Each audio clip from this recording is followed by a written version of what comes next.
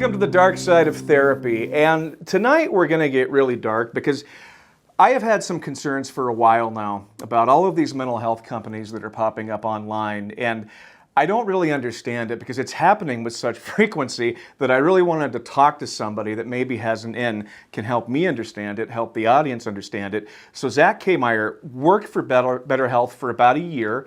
And he's going to educate us tonight and educate me so I can understand what in the world is happening with this explosion of online mental health companies. Welcome, Zack. Thanks for having me, Eric. I really appreciate the opportunity to come on and talk about BetterHelp. Thank you so much. And I'm also excited because I'm from Minnesota, not originally, but before I moved to North Dakota, that's where I came from. So it's kind of like talking to a neighbor here. I like that. We'll take any spiritual Minnesota brethren that we can. I, I feel like I'm in the club then.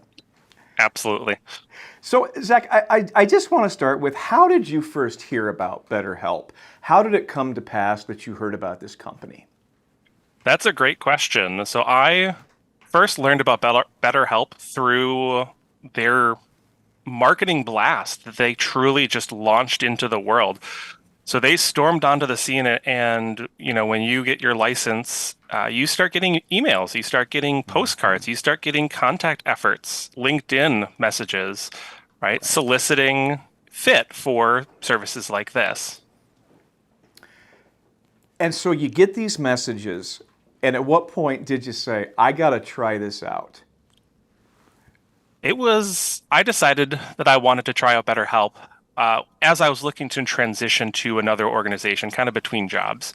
So the lure of absolute flexibility in schedule as trying to make a transition between employment was a really big draw.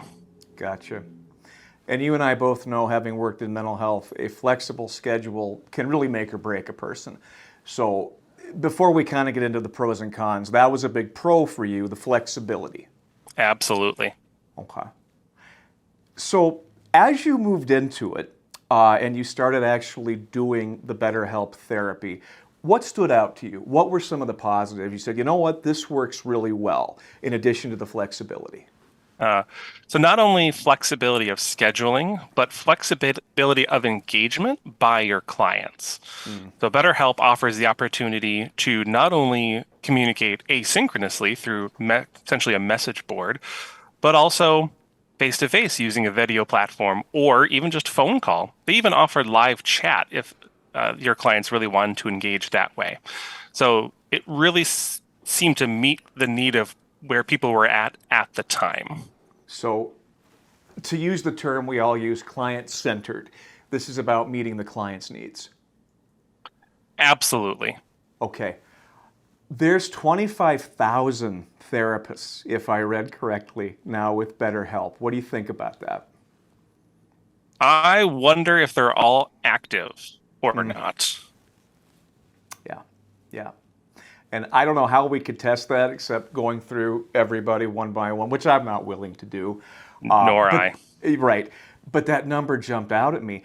And so take us through, okay, in a regular mental health setup, private practice or agency, we have to, if we're going through insurance, we have to diagnose, we have to do a treatment plan, progress notes. I mean, you know how thick those files get. Are BetterHelp's requirements like that? Are they vastly different? BetterHelp's requirements on the documentation side of things, at least when I was participating, were non-existent. So documentation requirements for your sessions were largely up to you as the responsible clinician to do your documentation. They placed no structure, no requirements around any of it. So it's kind of like, again, you're not really working for them.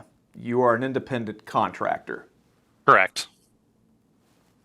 See, I had never known that, Zack, and so this is really news to me. So for a new clinician, freshly licensed, LPCC, LICSW, whatever, it seems to me that could be an enormous challenge to jump onto a platform like this. I think you're absolutely right. I think it would be an enormous challenge to jump into a platform if you don't have a strong background and understanding of what is expected from you Right. to protect yourself. I, Right. I think BetterHelp and these kinds of platforms don't provide the structure and the guidance necessary to protect yourself. And with BetterHelp, you're not documenting for an insurance company, right? Because they generally don't take insurance, but they do not offer any guidance or support or documentation that would meet your board requirements. So if something were to ever happen, you had a bad outcome, Right. right, and you're not doing it the right way, your board could truly come after you, and you might not have much to show for it. Did that ever scare you when you worked for BetterHelp, knowing that could possibly happen? When I got into the platform and started to figure it out and started working through my first clients that they kind of assigned to me, it very quickly became apparent that it would take a lot of legwork on my part to create some templates and get a structure going that I was satisfied with. And Mm-hmm. that did give me pause as I looked at the enormity of, do I want to risk this? Um, Right. Right. and fortunately, I have a background in compliance, so I felt like I was able to take it, make my own thing, and then apply it and feel fairly comfortable with the way I settled things out. So that's a great point. So you came from a world where you kind of got it beforehand. You knew what to do to be in compliance so that you didn't get sued or your license revoked or what have you. Right. Okay. A lot of newer therapists aren't going to have that. They're going to have really no idea how compliance works until they work for an agency, and then they kind of hammer it down our throats, don't they? Absolutely.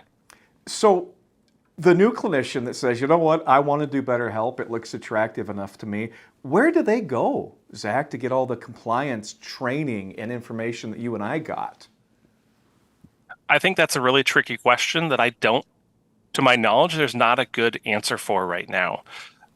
Depending on the state you live in, you may have various groups and organizations that you could join and find that support. Minnesota is notorious for its mental health network and Yes, yes, it the is. breadth and depth of knowledge we have.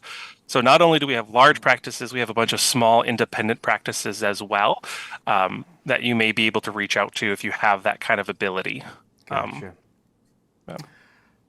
I remember when I first moved to Minnesota, I think it was 2003, and I learned very quickly how important compliance is because we went through a training and they sort of put the fear of God in us. You know, if you don't do this, we're going to shut you down.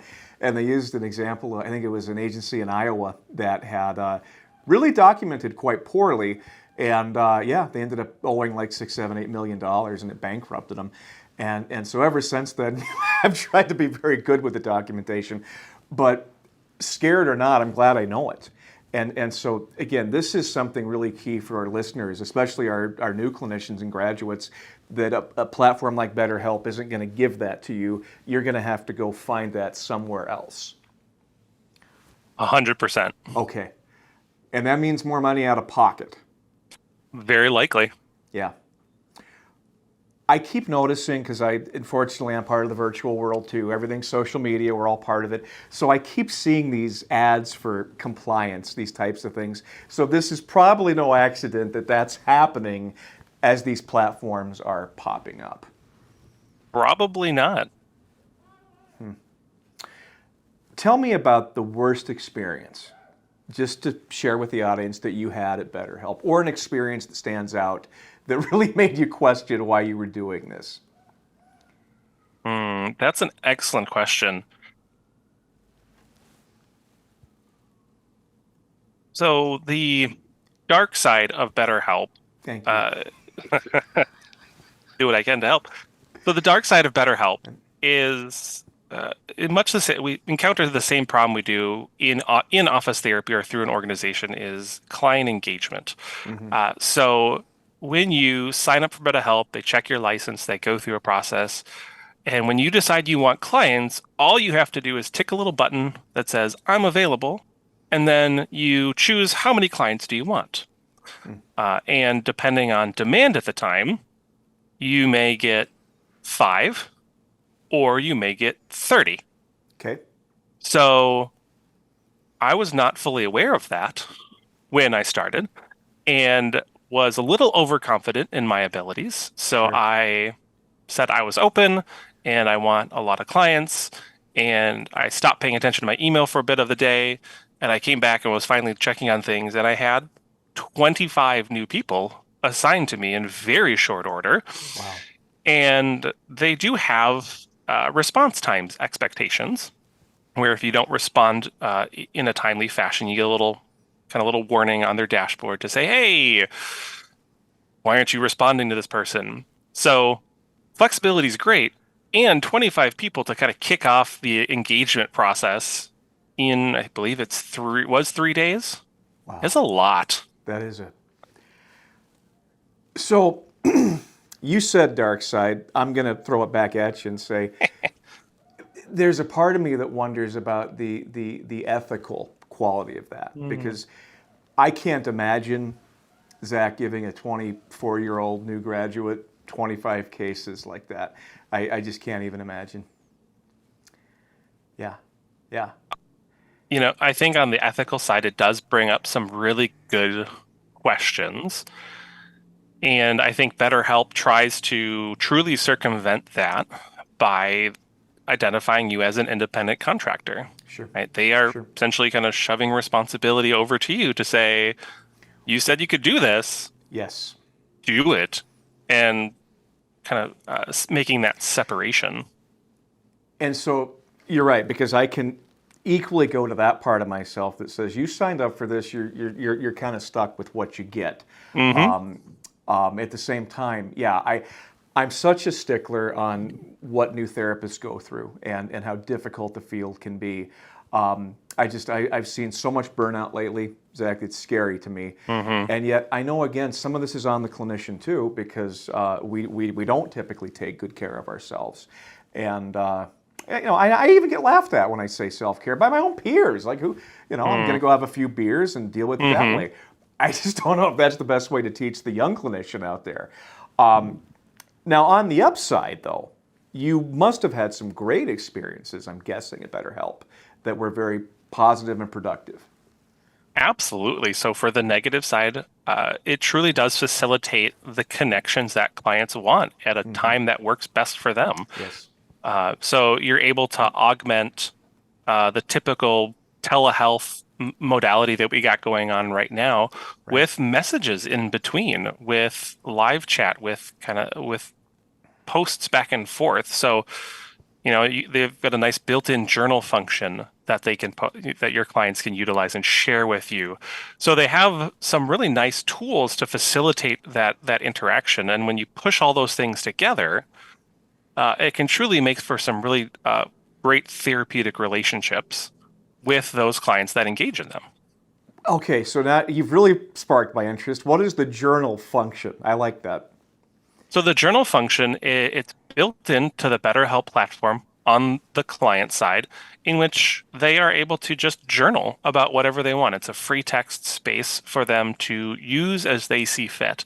And then they get to choose if they want to share it with their therapist or not.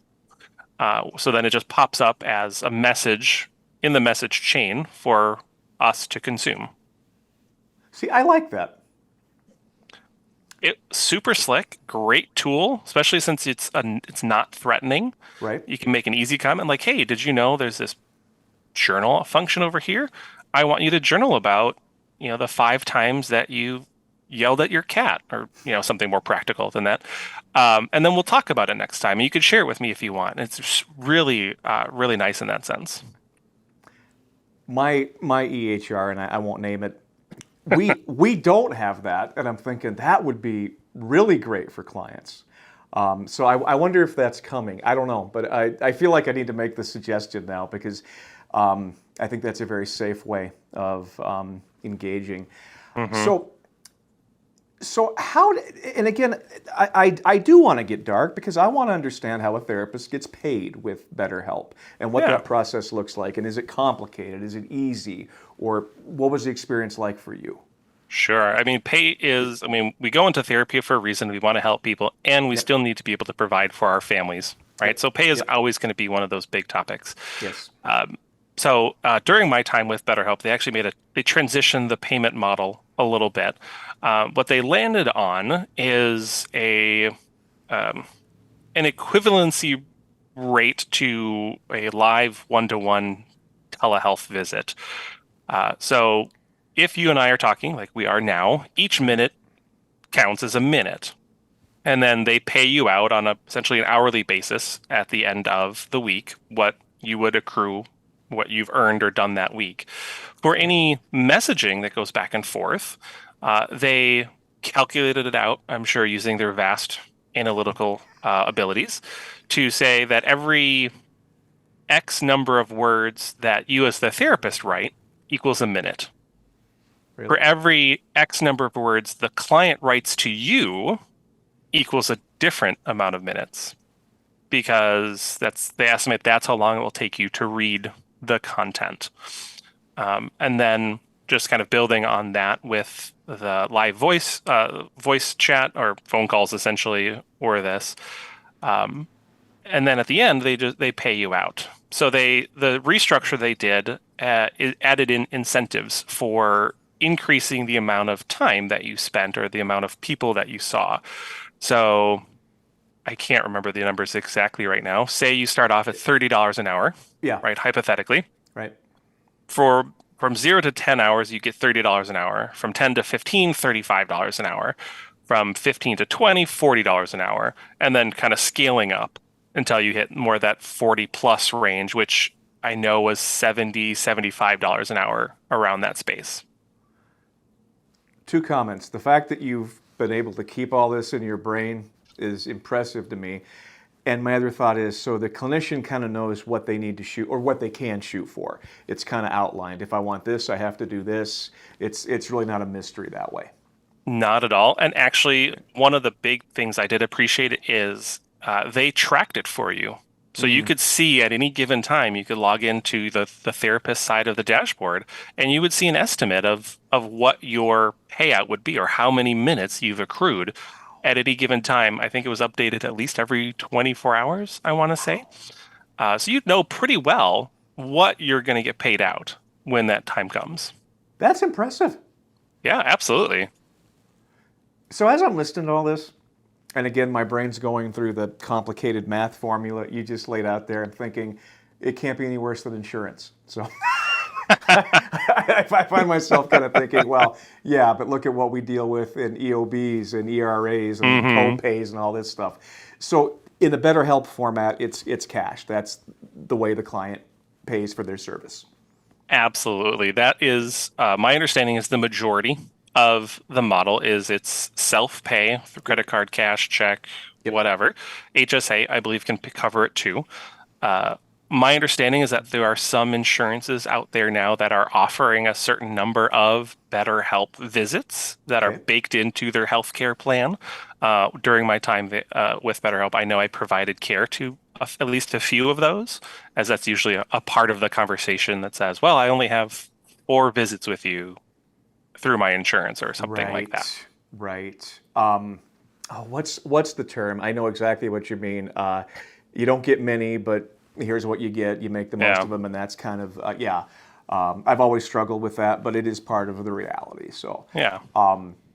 Wow. I feel like this is an education tonight, and again, so much of what you're saying, I really didn't know. And so, comparing BetterHelp to the extent that you know the other different online platforms, do you know how different it is than, say, the other ones that are out there? Unfortunately, I'm not familiar with the other ones enough to really speak to them. Well, you know what I'm going to have to do, Zach? I'm going to have to get a representative from every single one of them to come on the show. I think that sounds like a great plan. I'm on board. Really? Sure. Okay. I think we should do it because I want to know how different. Because really, what we're doing again is we're educating the people who are thinking about this, and I think if you're anything like me, I jump into stuff, and before I know if I like it, I'm in it, and then it's a little too late to jump out. But I take mental health very seriously, and I think the most positive thing I'm hearing is that it's not going to break somebody that's looking for services. I mean, the rates look really reasonable to me from what I've seen. But now there's package plans, right? Tell me if I got this right, Zach. You can do therapy, but also the texting, the emailing. This is broken down into different kind of categories of payment. The more you pay, the more you get, or do I have that all wrong? During my time there, my understanding was it was really just all encompassing. Okay. It was one payment gave you access to all the different service levels. So we Gotcha. could have a video chat, we could have the conversation on the side, we could do a phone call, all of it together. They may have changed their model since then, and I haven't kept fully abreast of those changes. Sure, sure. Um, yeah, it's definitely got me thinking, and I always want to know more. Once I start a conversation like this, I want to know more. The problem is that I want to talk to people. I don't want to read stats and numbers because that's where I start to tune out. I need a live person to kind of talk me through it. So that's why I appreciate this so much. Yeah, happy So, to be here. so the young clinician out there that is thinking about possibly joining one of these platforms, BetterHelp, the single biggest piece of advice you would give them, knowing you have a compliance background, and what would you say? I think you need to know what you're getting into, and you need to know that there are there is no support, right? And I know as an early clinician myself that I needed I needed a ton of support. Yeah. Because sometimes it's learning through a school of hard knocks. Right. And you have to be prepared. So, Wow. right, it's one thing to have, face-to-face conversations and have a crisis and know I need to pick up and get someone, at the hospital. It's another thing if I'm sitting in, the Twin Cities, Minnesota, and I'm providing services to someone up in Brainerd, hypothetically. I have no idea what the resources are up there. And that was, that was probably the most nerve-wracking part, right? Where is this person going to be? And if they're a danger to themselves or others, how am I going to deal with that? And you may have answered this, Zach, but then where's the liability? I mean, are you fully then liable for their, when those things happen, or how does that work? I think I should have asked that when it comes to the accountability, because obviously, as a licensed, clinician, if something goes badly, I own a piece of the farm with that. How does BetterHelp kind of treat that, knowing you don't work for them? That was never something that was addressed in any of the training materials that were available at the time. So I made the assumption that it would be on me. It would be on my malpractice insurance. It'd be on my license to take care of. That was never covered in any of the training.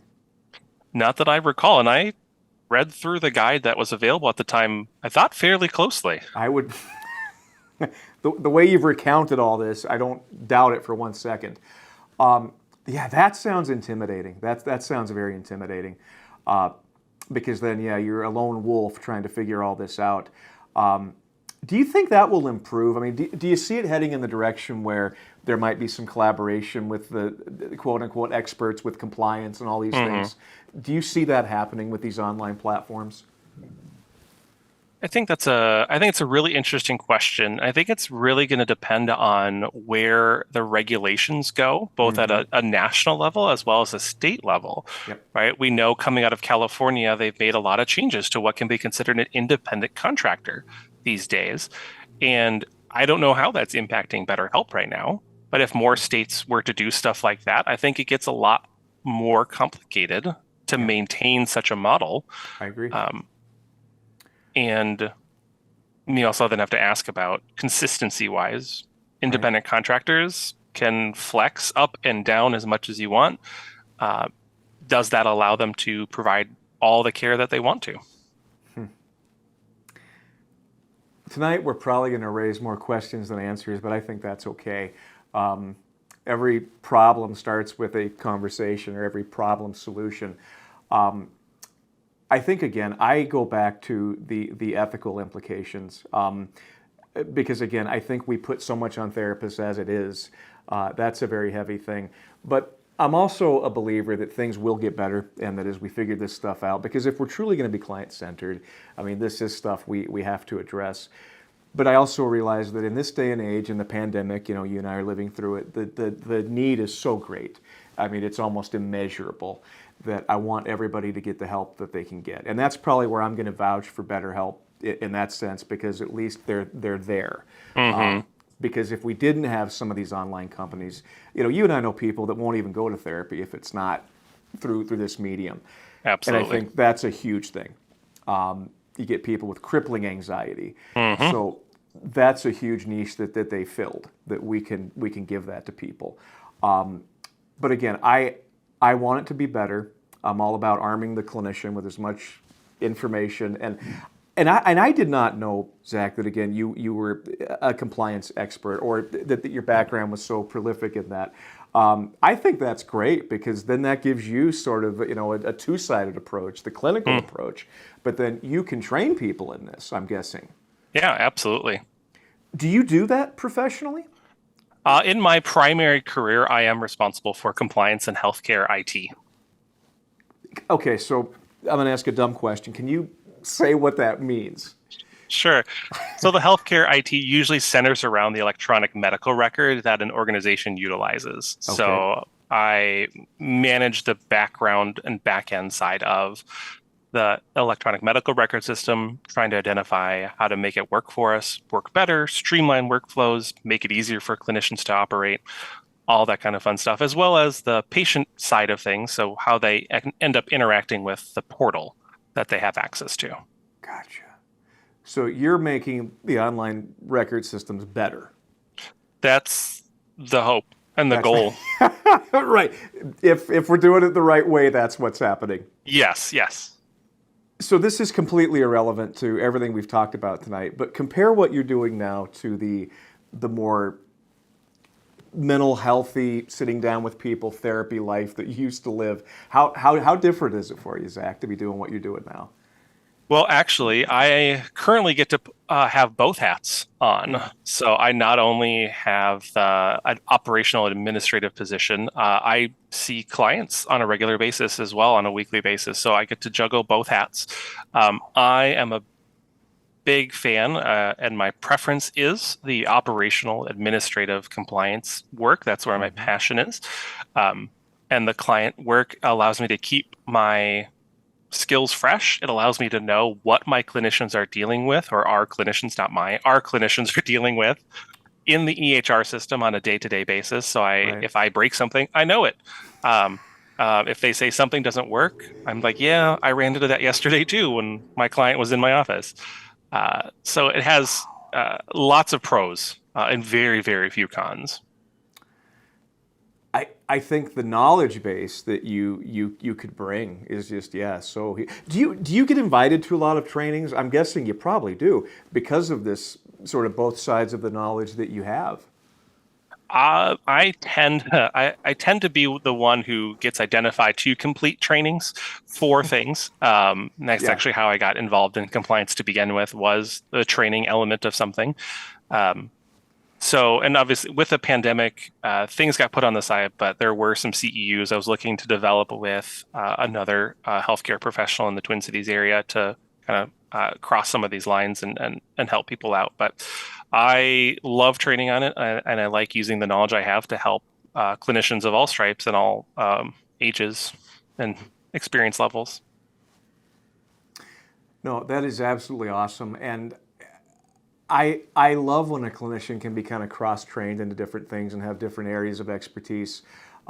We don't always get that. So I think that's fantastic.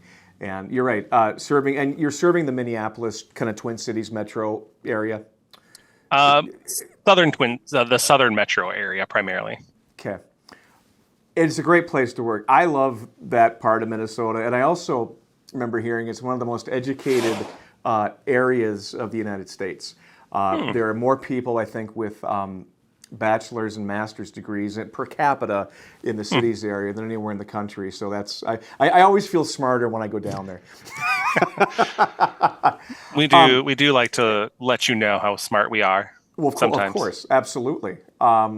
There's a reason that we have a great hospital in Rochester. So Yeah, absolutely. the expertise you've shared tonight this is exactly what I wanted, and I enjoyed the bluntness and the honesty, and I don't think we hurt any feelings by doing this. We're just asking questions, but your command of what you went through was just really impressive to me. So you're the kind of person I'd love to have come back on at some point, if you're willing. And I do, Zach. I think what I really want to do is just see if I can get other people, different platforms, other therapists to come on, talk about their experiences, because then it does save people the effort of going and looking everything up. Let's just talk about one person's experience. Let's do it live. Let's do it with some passion. I think people really benefit from that. So I know tonight I certainly benefited. So just thank you so much for your time. Yeah, happy to be here. Happy to provide my experience of what happened, and happy to come back anytime for any topic that you want to hear about that I might have expertise or a smattering of knowledge in.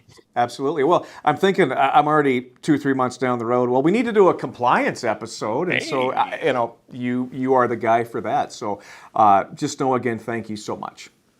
Yeah, thanks for having me. You are welcome.